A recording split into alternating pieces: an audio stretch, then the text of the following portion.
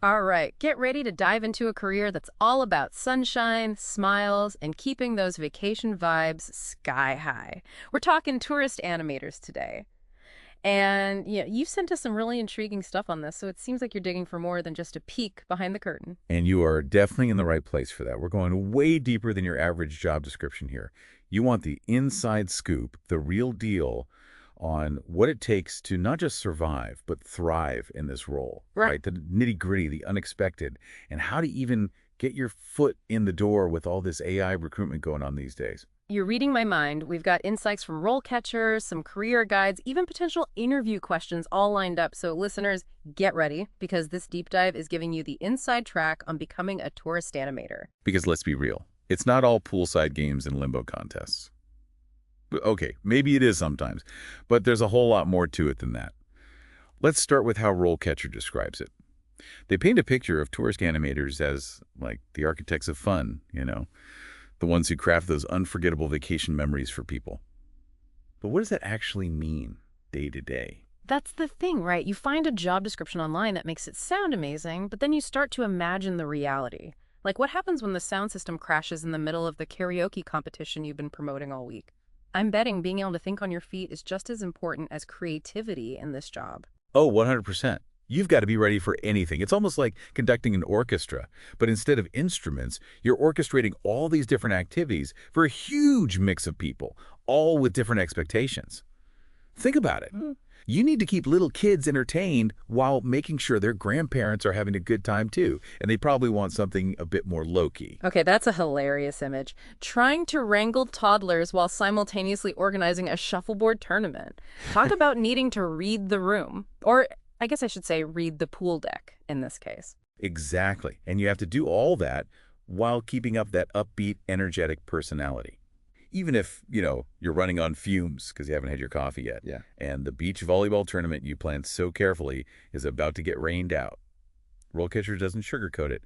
This is a fast-paced, high-energy environment, especially when it's peak season and everyone's on vacation expecting to have the best time.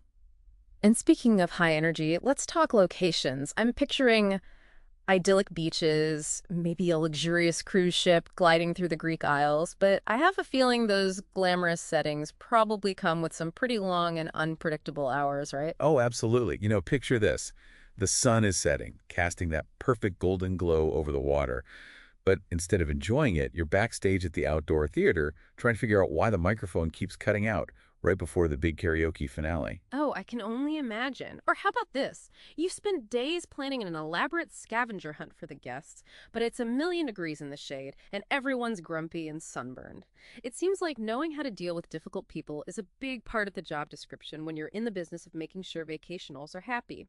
Did Rollcatcher have anything to say about dealing with, let's just say, some of the more challenging personalities you might encounter in this line of work? They definitely did.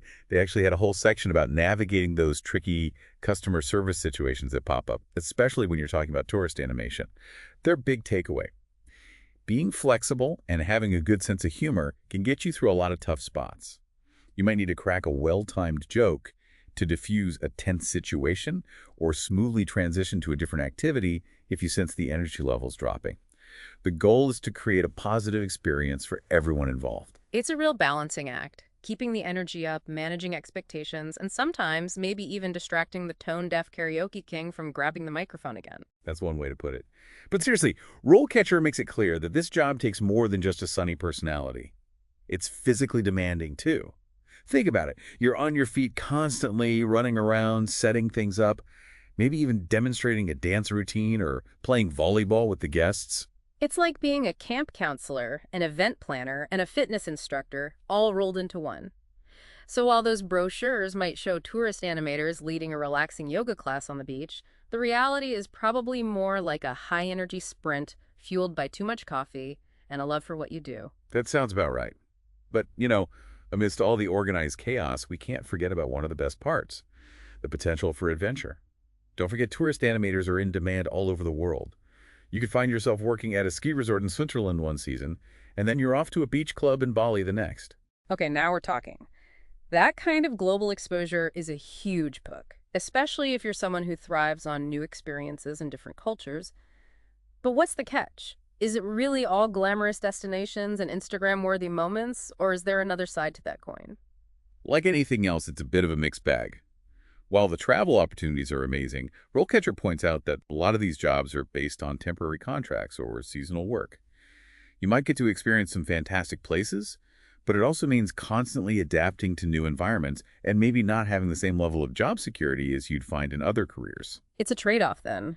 Adventure and unique experiences in exchange for maybe a bit less stability. But for someone with a serious case of wanderlust, this could be the perfect fit. 100%.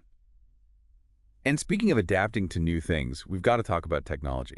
We've already touched on how AI is changing the hiring process, but RoleCatcher's insights suggest it's having an even bigger impact on what it means to be a tourist animator. Technology is changing everything these days, so it makes sense that even a career like tourist animation is being impacted.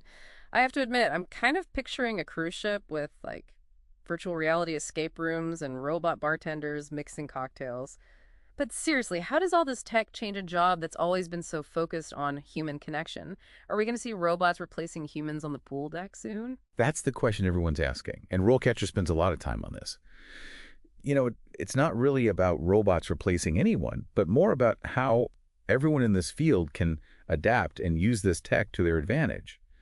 Technology is changing the way we experience, well, everything. So why not entertainment and leisure too? Virtual reality could literally transport you to ancient Rome.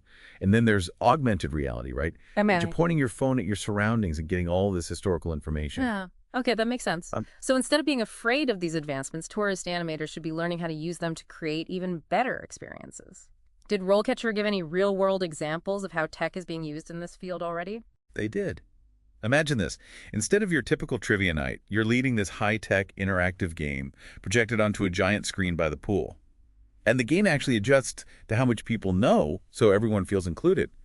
Or, how cool would it be to take guests on a virtual tour of the local area using VR headsets? They can see historical sites, learn fun facts, all while feeling like they're really there. Now, that's what I call next-level entertainment. It sounds like the tourist animators of the future are going to need a whole new set of skills. They'll still need that energy, charisma, and ability to connect with people, but now they're also going to need to be pretty tech-savvy. I know, right? It really highlights how important it is to never stop learning in a job like this. RoleCatcher talks about this a lot, taking online courses, going to industry events, just staying up to date on the latest and greatest in tech, because the future of tourist animation could involve things like designing virtual experiences or even doing some light programming. It's kind of intimidating when you think about it. It's not just about being the most enthusiastic person in the room anymore. It's about keeping up with the robots, too. But hey, that's why we did this deep dive. We've looked at the challenges, the rewards, the skills you need, and how tech is transforming this whole career. So let's say someone listening is ready to take the plunge. Where do they even start? Well, RoleCatcher is an amazing resource, honestly. They break down how you can move up in this career, starting with entry-level positions like assistant tourist animator. You'd be learning the ropes, helping out with different activities, getting comfortable talking to all kinds of people. It's like an apprenticeship. Paying your dues and getting hands-on experience, that's got to be the best way to learn, especially in such a fast-paced, ever-changing job like this. What's the next step up the ladder? After you've got some experience under your belt, you probably move into a junior tourist animator role. At that point, you're taking on more responsibility, like planning and running activities on your own. You might even be in charge of a small team. From bingo caller to cruise director, I love it. But what about people who want to be in charge of the whole entertainment program one day? What's the top of the mountain in this career look like? Those are your senior roles. Things like senior tourist animator, entertainment coordinator, even entertainment manager. These are the folks calling the shots, overseeing teams, managing budgets, coming up with the long-term vision for all the entertainment. That's a big jump from leading a game of water polo to managing budgets and making long-term plans. What does RoleCatcher say is needed to make that kind of leap? It takes more than just knowing how to have a good time. They talk a lot about always learning, networking with people, and creating a portfolio that really shows off your skills and experience. Taking those online courses, going to industry events, connecting with other people in the field, it all matters. Networking is so important. It's one thing to have the know-how, but you got to get yourself out there so people know who you are. You got it. And that's where having a great portfolio makes a big difference. Think of it like your highlight reel. Photos of successful events you've organized, awesome reviews from happy guests, maybe even some videos of you in action so people can see your energy. It's like your own personal audition for the world of tourist animation. And speaking of auditions, let's imagine you've landed an interview for your dream job. Your portfolio is ready to go, you've got your best Hawaiian shirt ironed, and you're prepped to impress. What kind of questions should you be ready for? You know, the ones that might throw you off a little. Ooh, I love a good interview question. RoleCatcher has this whole section on it, and there are some really interesting ones in there. This one stood out to me. How do you handle difficult customers, specifically in the context of tourist animation? That's a classic. Because the reality is, not everyone is going to be excited about joining the conga line, no matter how much enthusiasm you bring to the table. Exactly. It's your chance to show them you can handle problems, Yeah. that you're patient, and that you can stay positive even when things get a little stressful. Okay, ready for another one. Here's another favorite from RoleCatcher's list. How would you adapt your approach to entertain guests with different interests and energy levels? Say, a group that includes teenagers, couples, and older adults. That is a good one. It really gets at the core of what makes a tourist animator great, being able to adapt on the fly, understanding your audience, and creating an experience where everyone feels welcome and entertained. I'm guessing RoleCatcher had some strategic advice for tackling that one. They do. They have this whole section on tailoring your interview answers to the specific job you're going for and what the company's all about. They say to think about who you'd be working with and come up with specific examples of how you'd adjust your approach. Maybe that means planning themed activities or understanding that different age groups might have different energy levels. It's about proving you've really thought about this specific job and what it takes to be successful, instead of just giving generic answers. It sounds like anyone serious about becoming a tourist animator should check out RoleCatcher. Honestly, I couldn't agree more.